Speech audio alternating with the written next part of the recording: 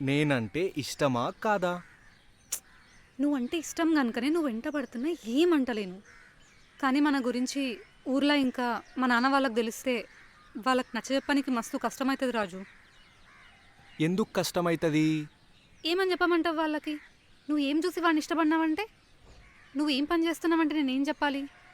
ఊర్లో ఉన్నోళ్ళు చెప్పిన పనులన్నీ చేయడం, అందరితోని మంచిగుండడం మాత్రమే కాదు రాజు. గౌరవంగా ఉండాలంటే ఒక జాబ్ ఉండాలి.